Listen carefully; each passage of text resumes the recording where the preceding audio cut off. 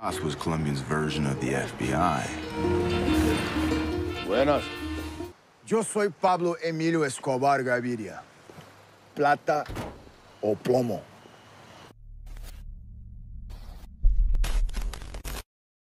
What's up brother, ketemu lagi dengan gua Chandra Breo, tetap di channel kebanggaan kalian.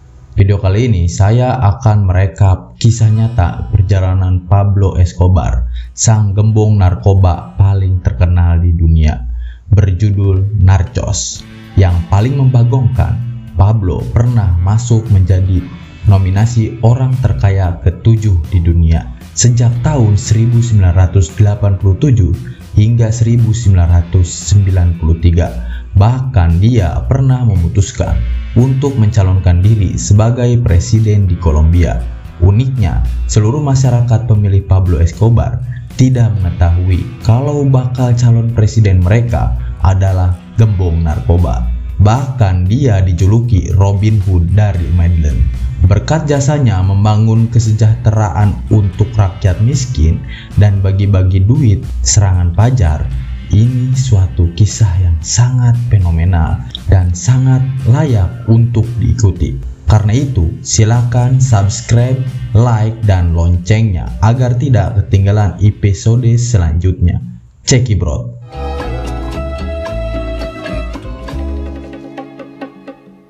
Kisah berawal tahun 1973 di Chili. Terdapat perusahaan dan pusat ekspor kokain terbesar di dunia. Perusahaan ini milik Mateo Morena alias Kuka, yang artinya adalah kecoa. Nama itu diberikan oleh Pablo karena dialah satu-satunya orang yang selamat dari pembantaian oleh tentara di perusahaan kokain miliknya. Kuka akhirnya memutuskan untuk meninggalkan Chile ke Kolombia. Dari sinilah Kuka memperkenalkan kokain dan menjalin bisnis dengan Pablo. Menurut Kuka, Pablo adalah orang yang sangat memiliki power yang dapat mengendalikan keamanan di Kolombia. Dikarenakan Pablo awalnya sudah menjadi penyelundup barang ilegal dari ganja, alkohol, dan kalengkongan yang isinya rengginang. Necesita papeles para esos televisores. Emilio Escobar Gaviria, presidente de la República de Colombia. Dar mi negocio, dar las consecuencias. Plata o plomo. Pablo dan saudaranya Gustavo setuju dengan tawaran kerjasama yang ditawarkan oleh Kuka. Di film ini juga dijelaskan kokain itu apa. Kokain menurut penelitian adalah stimulan kuat yang akan menguasai pusat kesenangan di otak.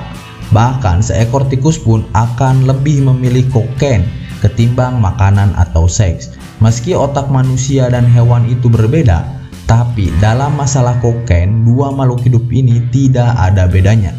Singkat cerita, mereka mendatangi lab Kuka yang ada di tengah hutan belantara Kolombia, di mana saat itu lab Kuka baru berproduksi hanya untuk wilayah yang kecil, dan rencana Pablo akan memperbesar lab tersebut agar produksinya bisa meningkat.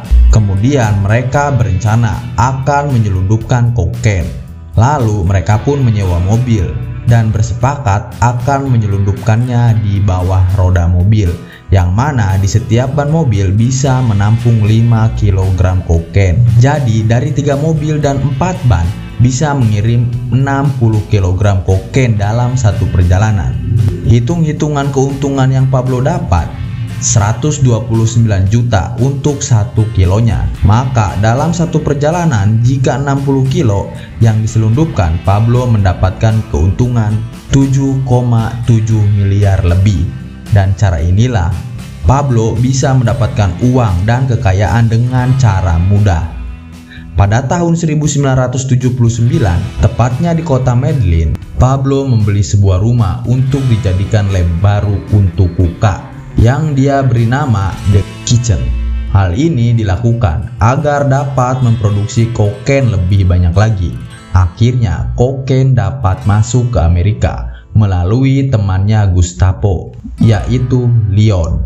Leon sendiri adalah warga Kolombia yang kuliah di Amerika. dia bersedia menjadi kurir untuk menyelundupkan kokain yang dia bawa di dalam kantong jaketnya.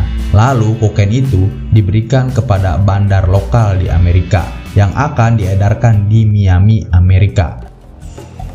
Dale, trae 5 kilos.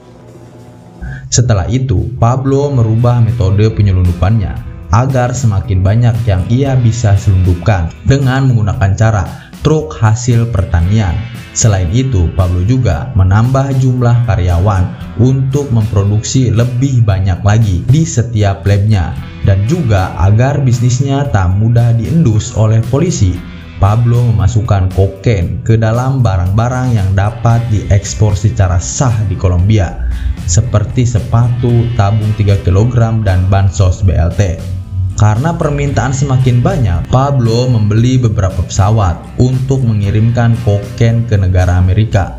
Dengan bantuan Carlos, seorang mantan napi di Amerika, mereka mampu membawa 1.300 kg kokain dalam setiap perjalanan, yang mana ini masuk sejarah penyelundupan terbesar yang lolos dalam sejarah narkotika. The kitchen and started opening cocaine labs in the middle of the jungle.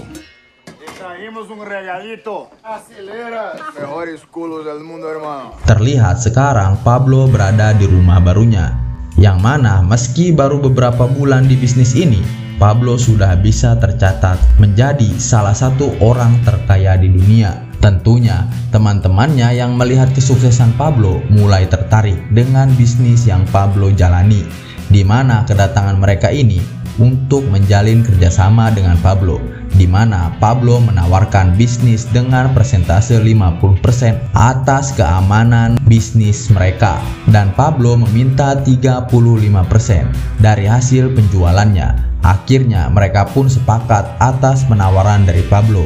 Di sisi lain, kita akan diperkenalkan dengan agen DEA bernama Murphy. DEA sendiri adalah kesatuan polisi Amerika yang khusus menangani kasus narkotika. Murphy sendiri mempunyai istri seorang perawat bernama Connie Murphy, di mana saat itu mereka berdua mengalami hari yang cukup berat. Agen Murphy untuk pertama kalinya membunuh orang karena mencoba untuk melindungi dirinya, sedangkan Connie yang bertugas di rumah sakit gagal menangani pasien yang mengalami overdosis akibat kokain. Atas kesuksesan Pablo, hal itu membuat anak buahnya iri. Ada anak buah yang berkhianat dengan menjual informasi keuntungan bisnis kokainnya Pablo. Keesokan harinya, terlihat satu armada Pablo diberhentikan oleh Kolonel Haira. Gustavo yang mengetahui hal ini kemudian memberitahukan kerugian yang Pablo alami. Pada awalnya, Pablo tak percaya karena dia telah menyogok semua kepolisian agar bisnis haramnya bisa berjalan lancar. Pablo yang marah, dia langsung mendatangi tempat Kolonel Haira. Mendapatkan perlakuan tidak baik oleh Pablo, Kolonel Haira menyuruh bawahannya untuk membawa dan memoto Pablo seperti napi yang akan dijebloskan ke penjara.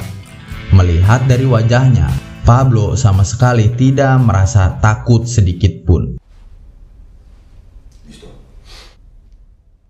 Pablo didn't know it then. Mugshot was going to cause him a lot of grief down the line. Ternyata ini hanya gertakan dari kepolisian. Kolonel Haira ingin bernegosiasi ulang atas bisnisnya Pablo karena dia tahu keuntungan Pablo sebesar 4 juta US dollar. Karena itu, Kolonel meminta jatah 1 juta US dollar dari yang sebelumnya hanya 150.000 US dollar. Pablo pun menyetujui hal itu dengan syarat memberitahunya siapa anak buahnya yang telah berkhianat. Ternyata bukanlah pengkhianat itu. Say when a nuclear holocaust destroys the world.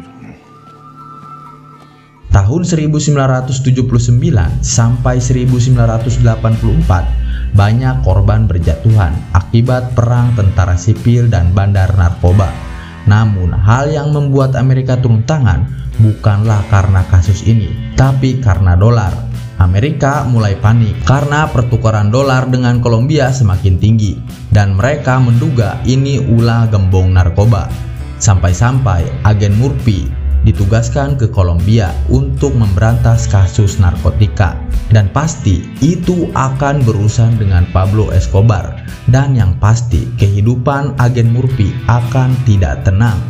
Mengingat Pablo adalah orang yang memiliki power untuk melakukan apapun yang dia inginkan.